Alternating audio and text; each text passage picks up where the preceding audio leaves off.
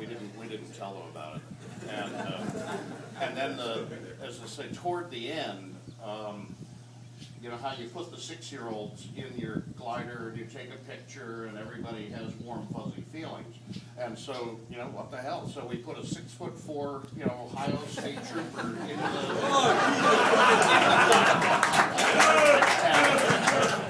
and he was the young guy on this floor. And his supervisor is sitting there like a proud father with his hand, you know, on the cockpit with Junior in the damn cockpit. So it was the weirdest, it was absolutely hysterical, you know. And so then they finally, you know, they waited and actually watched us disassemble and you know, it was over. But, I mean, I've never seen so many police. John, did you get a picture? You get a picture? No, they took pictures. I'm sure this is now in the coffee clutch at the state police building at the... Did you get your boat shot? What? Did you get your boat shot? No. 27 inch by 10 color glossy photographs of the circles and the arrows. Yeah. And by the way, the postscript is I'm going to take it away today. It's not this brake drum sitting here is not a centerpiece, but relative to my trailer speech the other day, I'm just going to leave it here to show you guys. You know, this is what happens when heat gets to the cast iron used in our trailer wheels, meaning. We don't know how much heat it takes, but you know, like this is Jay Walker's, and there's significant, you know, huge amounts of the metal have just broken off all by itself. Time is up.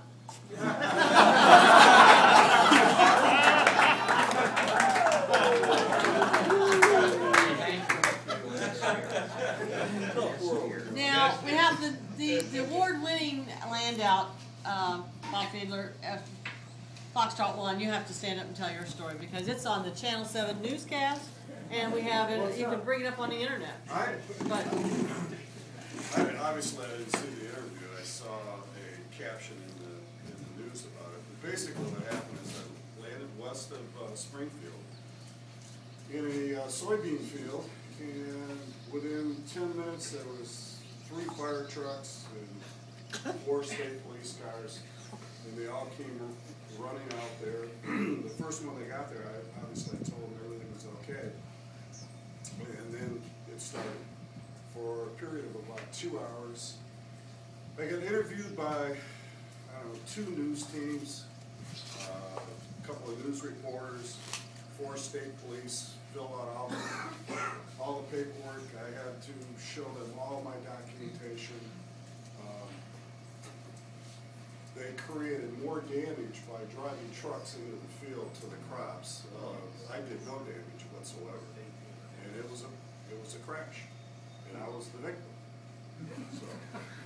if you see his interview on the TV though, and it's on the internet, he did a very good job of being very calm.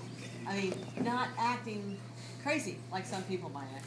And so therefore, you get a prize. I mean, you represented the sport very well. I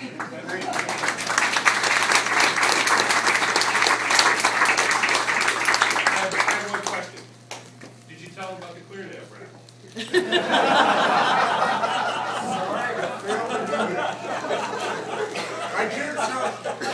I did tell them though, there's a big party here tonight, and they're all invited.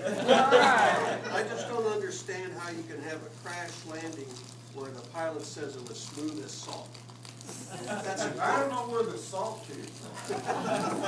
But the field actually was unbelievably smooth.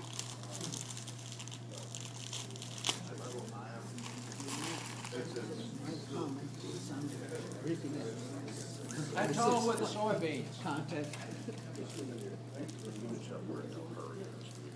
Okay, we still don't have the sheet. I don't know what's going on with the paper. We'll be here shortly.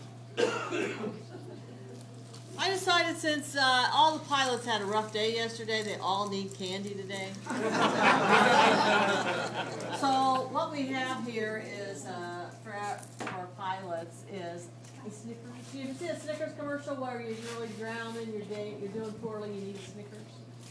You need a Snickers. So pass these around, and pilots, crews didn't have it that rough, you know, you just get in the car.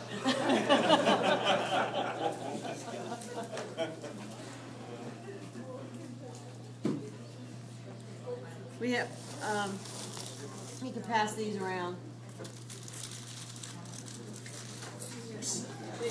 Oh, I'm sorry, I almost forgot Tom again. Dave. There are more up here for those of you back, or you might need them now. This meeting might go long. You might need to sustain yourself. Pass those.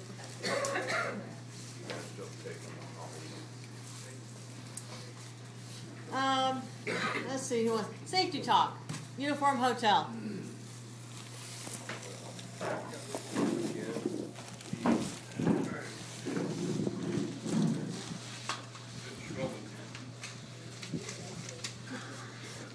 How many of you have had a long, stressful flight in which everything is not going real well?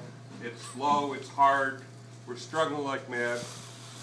All right, and we're getting low. We've been low a long time. It's really low. We finally find that bubble, that thermal.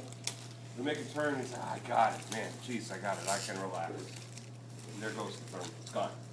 Did that ever happen to anybody here? Probably happened yesterday. Okay. Another scenario. We finish. It's been a stressful final glide. We pull up and we relax. And then in the pattern of the landing, we don't do anything. It's not really very right. We do something kind of stupid. Anybody ever do that? I did it in one of my early flights in which I landed and rolled off, got out of the glider, and immediately pushed it backwards into a ditch and broke a rudder hinge.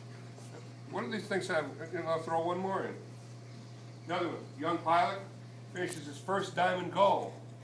Does a speed pass, pulls up, Yahoo! Spins into the ground. He's killed. What happened in all these things that I just described? I call it, I named it, and I'm sure I know there are names for it medically. I call it post-stress stupidity.